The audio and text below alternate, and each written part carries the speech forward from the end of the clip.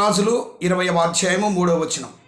యెహోవా యథార్థ హృదయుడనై సత్యముతో నీ సన్నిధిని నేనెట్లు నడుచుకొంటినో, నీ దృష్టికి అనుకూలముగా సమస్తమును నేనెట్లు జరిగించితినో కృపతో జ్ఞాపకము చేసుకొనుమని హిజ్కియా కన్నీళ్లు విడుచుచు యెహోవాను ప్రార్థించెను. దేవుని నామమునకు మహిమ కలుగును గాక. ప్రియమైనటువంటి దేవుని బిడ్డలారా, హిజ్కియాకు మరణకరమైన రోగము వచ్చిన సమయములో దేవుని ద్వారా యెషయా అనే ప్రవక్తను పంపించి, నువ్వు మరణమవుతున్నావు, నీ ఇంటిని చక్కపెట్టుకొనుము, నువ్వు జాగ్రత్తగా ఉండము అని దేవుడు ఆయనకు సూచనలు ఇచ్చి హిజ్కియా ఇంటికి ఆ ప్రవక్తను పంపాడు. ఆ సమయంలో ఎప్పుడైతే ఈ మాటలు హిజ్కియా విన్నాడో, నువ్వు మరణమవుతున్నావు, నీ ఇంటిని చక్కబెట్టుకో, నువ్వు జాగ్రత్తగా ఉండు అనేటువంటి ఆ మాటలను దైవ సేవకుని ద్వారా విన్నాడు. వెంటనే ఆయన గోడ తట్టు తన ముఖము తిప్పుకొని దేవుని ప్రార్థించడము ప్రారంభించాడు. ఆ ప్రార్థన ఎలాగున్నదంటే కన్నీళ్లతో నిండిన ఇదై ఉంటున్నది. కన్నీళ్లు విడుచుచు యెహోవాకు ప్రార్థించును అన్నటువంటి మాట ఇక్కడ వ్రాయబడి ఉంది. ఆ మాటలలో దేవా, నేను యథార్థ హృదయుడనై సత్యముతో నీ సన్నిధిని ఉంటిని, సత్యముతో నడుచుకొంటిని, నీ దృష్టికి అనుకూలముగా సమస్తము నేను జరిగించాను, నీకు అన్నీ తెలుసు దేవా, దయచేసి కృప అనగా నీవు ఇచ్చేటువంటి ఆ ఉచితమైన కృపతో నన్ను జ్ఞాపకము చేసుకొనుమని ఆయన కన్నీటితో ఎప్పుడైతే ప్రార్థించాడో ఆ ప్రార్థనకు ప్రతిఫలము ఆయన చూడగలిగాడు. ప్రియమైన దేవుని బిడ్డలారా, ఉదయకాల సమయమందు నేను మీతో మాట్లాడదలుచుకున్నది ఏంటనగా, ఈ లోకములో నీ కన్నీటి విలువ తెలిసిన వారు ఎవరు లేరు. నీ కన్నీటి బాధను తెలుసుకోవాలని ఆశ కోరేవారు కూడా ఎవరు లేరు.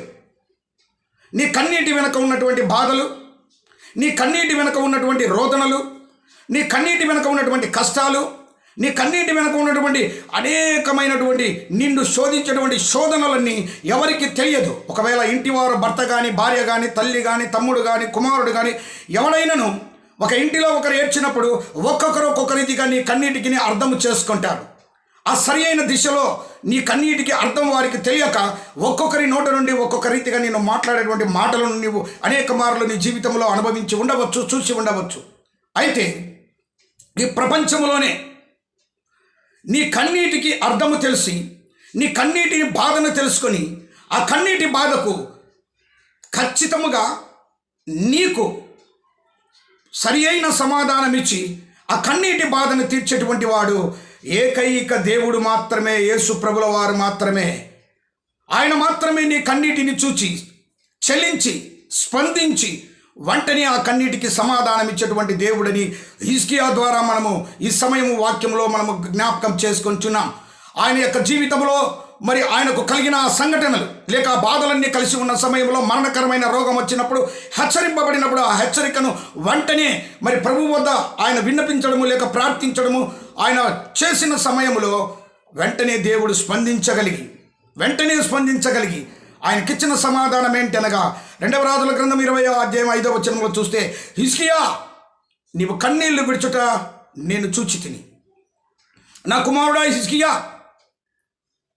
ఇదిగో ఆ యెషయా ఆయనతో చెప్పి ఆ యొక్క వారి ఇండ్లు దాటకముందే, ఆ నడిమిషాల దాటకముందే, లేకుంటే వారికి నియమించినటువంటి ఆ యొక్క ఇంటిని దాటిపోకముందే జరిగిన సంఘటన ఏంటనగా వెంటనే దేవుని వాక్కు మళ్ళీ ప్రత్యక్షమై, నువ్వు తిరిగి వెళ్ళి చెప్పుపో హిజ్కియాకు, నువ్వు చెప్పుపో, ఆ హిజ్కియా కన్నీరు కారుస్తున్నాడు, నేను చూశాను, నాకు కనబడింది అన్నాడు. ఆయన పోయి చెప్పిన తర్వాత హిజ్కియాతో ఆయన చెప్పేటువంటి మాట్లాడక, హిజ్కియా, నీ కన్నీళ్లు విడుచుట నేను చూచి తిని నీ ప్రార్థనను అంగీకరించి ఉన్నాను. దేవుని నామమునకు మహిమ కలుగును గాక. ప్రియమైన దేవుని బిడ్డలారా, నీ యొక్క ప్రార్థన దేవుడు అంగీకరించాలంటే, నీ కన్నీటి ప్రార్థనకు దేవుడు సమాధానం ఇవ్వవాలంటే, ఇదిగో నీ కన్నీరును దేవుడు చూడాలి. ఆ కన్నీటి బాధ ఆయనకు తెలుసు, ఆ కన్నీటి వెనుక ఉన్నటువంటి రోదన ఆయనకు తెలుసు, ఆ కన్నీటి యొక్క విలువలు ఆయనకు తెలుసు కనుక వెంటనే స్పందించగలిగి ఆ యొక్క హిజ్కియాకు సమాధానం ఇచ్చి ఆయనతో మాట్లాడుచున్న మాటలు ఏంటనగా, హిజ్కియా, నీ కన్నీటిని నేను చూశాను, నిన్ను బాగు చేశాను అనగా నీ రోగమును విడుదల చేసి నీ లోకమును బాగు చేసి నిన్ను స్వస్థతపరిచి ఇంకా 15 సంవత్సరములు నీకు ఆయుష్ పెంచుతున్నా. దేవుని నామమునకు మహిమ కలుగును గాక. ఇంకా 15 సంవత్సరముల ఆయుష్ ఎలాగూ ఇది పొందగలిగాడు అంటే నీ కన్నీటి విలువ చేసిన దేవుడు నీకున్నాడు కనుక ఆయనను బట్టే నీవు ఇది సాధించగలుగుతున్నావు. లేకుంటే ఆయనే నీ కన్నీటిని చూసి నీకు సమాధానం ఇచ్చి నీ కన్నీటి నుండి నిన్ను దూరం చేసి బాగు చేసే దేవుడన్న సత్యాన్ని ఈ సమయం ముందు మీరు జ్ఞాపకం ఉంచుకోవాలని మనవి చేస్తున్నాం. పరిశుద్ధ లేఖన భాగంలో యోహాను సువార్తలో కూడా 11వ అధ్యాయంలో మనం చూడగలిగితే 33వ వచనంలో మరియా యేసు ప్రభుని ఎదుర్కొంటకు వచ్చింది.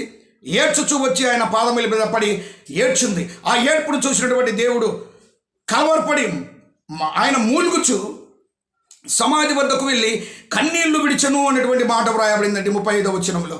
అనగా ఆ మరియా ఏడుపు ఎప్పుడైతే చూశాడో ఆయన కలవరపడ్డాడు. ఎందుకనగా బాగా ప్రేమించేటువంటి కుటుంబం, ఎప్పుడు వెళ్ళినా ఆయన వద్ద పాదముల వద్ద కూర్చొని దేవుని వాక్యం ఉన్నటువంటి బిడ్డ, అటువంటి బిడ్డ కన్నీరు కార్చిన సమయంలో ఆ కన్నీటి బాధ ఏంటో, ఆ కన్నీటికి కావలసినటువంటి సమాధానం ఏంటో ఎరిగినటువంటి దేవుడు కనుక ఆ కన్నీటి విలువ తెలిసినటువంటి దేవుడు వెంటనే స్పందించి కన్నీళ్లు విడిచెను.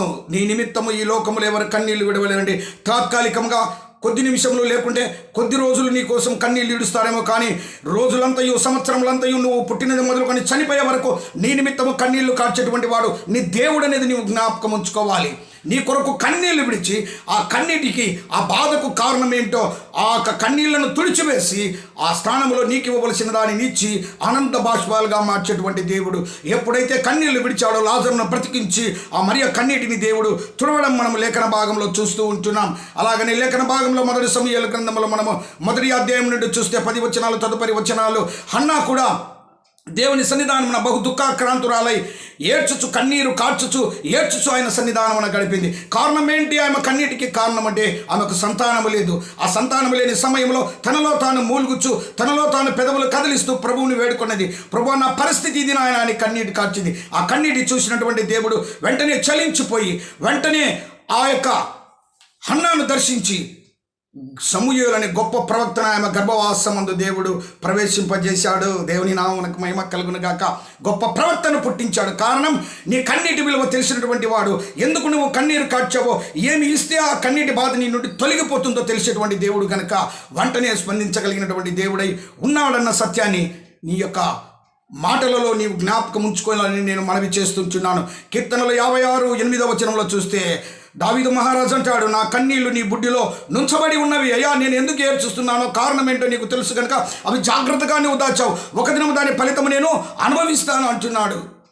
దాని నుండి నేను ఆనందము పొందుతాను అంటున్నాడు. తర్వాత అదే కీర్తనాకారుడు అంటాడు 116:8వ వచనంలో, మరణము నుండి నా ప్రాణమును కన్నీళ్లు విడవకుండా నా కన్నులను జారిపడకుండా నా పాదములను నీవు తప్పించి ఉన్నావు. ఎన్ని రీతులుగా అండి. మరణము నుండి నన్ను నా ప్రాణమును కాపాడుచున్నావు. కన్నీళ్లు విడవకుండా నా కన్నులను నీవు మరి కాస్తున్నావు లేక కాపాడుచున్నావు. జారిపడకుండా నా పాదములను. ఎప్పుడైతే నీ కన్నీటిని చూశాడో ఆ కన్నీటి యొక్క బాధను తెలిసినటువంటి దేవుడు, కారణము తెలిసినటువంటి దేవుడు, స్పందించగలిగినటువంటి దేవుడు నీకు తోడుగా ఉండి నీడగా ఉండి ఆ కన్నీటి బాధలను తొలగించి కన్నీటికి తగినటువంటి ఆ సమాధానమునిచ్చి ఆ కన్నీటి బాధల నుండి నీకు కావలసిన వాటిని ఆ యొక్క దేవుడు అనుగ్రహించి కన్నీటిని తుడిచి ఆనంద బాష్పాలుగా ఉంచేటువంటి దేవుడు, నీ కన్నీటిని తుడిచేటువంటి దేవుడు. లేఖన భాగంలో చూస్తే కీర్తన 48:14లో ఈ దేవుడు ఎటువంటి దేవుడు అనగా ఈ దేవుడు సదా మనకు దేవుడై ఉన్నాడు. ఎందుకు సదా దేవుడు? కన్నీళ్లు తుడిచే దేవుడు, కాపాడే దేవుడు, రక్షించే దేవుడు, సంరక్షించే దేవుడు. ఈ దేవుడు సదా మనకు దేవుడై ఉన్నాడు. మరణము వరకు మనల్ని నడిపించే దేవుడు. దేవుడి నామమునకు మహిమ కలుగును గాక. మరణం వరకు మనను నడిపించేటువంటి దేవుడట. మరణం వరకు, ఈ లోకంలో మరణం వరకు నీకెవరు తోడుగా ఉండరు. అందుకే దేవుడు అంటున్నాడు, నీ కన్నీళ్లను నా బుడ్డిలో దాచి ఉంచాను. నాకు తెలుసు నీ కన్నీటి విలువ, నీ బాధ విలువ నాకు తెలుసు, నీ కష్టం విలువ నాకు తెలుసు. నువ్వు కన్నీరు ఎందుకు కార్చావో ఆ కన్నీటి వెనుక ఏ వ్యధ ఉందో, ఏ బాధ ఉందో, ఏ కష్టం ఉందో ఈ ప్రపంచంలో నీ కన్నీటిని అర్థం చేసుకునేవారు ఎవరు లేరు. నీ ఇంటిలో లేరు, నీ సంఘంలో లేరు, నీకు తెలిసిన వాళ్ళు లేరు, ప్రపంచంలోనే లేరు. ప్రపంచాన్ని పరిపాలించి ప్రపంచాన్ని సృష్టించిన దేవునికి మాత్రమే తెలుసు నీ కన్నీటి విలువ. దేవుని నామమునకు మహిమ కలుగును గాక. అందుకే హిజ్కియా కన్నీరు కార్చాడు, తిరిగి రోగ విముక్తి పొంది ఆయుష్ పొంది 15 సంవత్సరాలు ఆయన ఆయుష్ను నింపుకున్నాడు. హన్నా కన్నీరు కార్చింది, తనకు కావలసిన కుమారుడి దేవుని వద్ద నుండి పొందింది. మరియా కన్నీరు కార్చింది, దేవుని యొక్క ఆ యొక్క మనసును కలిచివేసింది. ఆ కన్నీటిని తుడిచి చనిపోయిన లాజరును లేపాడు. ప్రియమైనటువంటి దేవుని బిడ్డ, ఈ ఉదయకాల సమయమందు నీ కన్నీటిని దేవుడు చూస్తున్నాడు. నీ కన్నీటికి ఫలమిచ్చేటువంటి దేవుడు, నీ కన్నీటి బాధను తెలిసినటువంటి దేవుడు, నీ కన్నీటిని అన్ని రీతులుగా అర్థము చేసుకున్నటువంటి దేవుడు. ఇటువంటి మంచి దేవుని కలిగినటువంటి నీవు ఏనాడు కూడా బాధపడని అవసరం లేదు. నీ కన్నీటిని చూసి చెలించిపోయే దేవుడు. నా బిడా, నా కుమారుడా, నువ్వెందుకు కన్నీరు కారుస్తున్నావు? ఇదిగో నేనున్నాను నీకు. నీ కన్నీటిని తుడుచు దేవుడను నేను. నీ కన్నీటిని తుడిచి నీకు ఆ కన్నీటికి ఎందుకు బాధపడ్డావో ఆ బాధల నుండి విడుదల కలిగించి ఆనంద బాష్పాలు నీకు ఇచ్చేటువంటి దేవుడను. ఈ ప్రపంచంలో నా వంటి దేవుడు నీకెవరూ లేరు. నేనే నిన్ను కాచి కాపాడి సంరక్షించి మరణం వరకు నడిపించేటువంటి దేవుడను. పుట్టినది మొదలు మరణం వరకు నడిపించేటువంటి దేవుడను. నీ కన్నీటి విలువ నాకు తెలుసు అంటున్నాడు. ప్రియమైన దేవుని బిడ్డ, నీ కన్నీటి విలువ తెలిసినటువంటి దేవుని మదిన చేర్చుకో. నీ కన్నీటి విలువ తెలిసినటువంటి దేవుని ఆరాధించు. నీ కన్నీటి విలువ తెలిసినటువంటి దేవుని నీ హృదయానికి ఒక సింహాసనాసీనుడిగా ఉంచుకొని నీ కన్నీటి బాధలన్నీ తెలిసిన ఆ ప్రభు సన్నిధిని మోకరించి ప్రార్థించడం నేర్చుకో.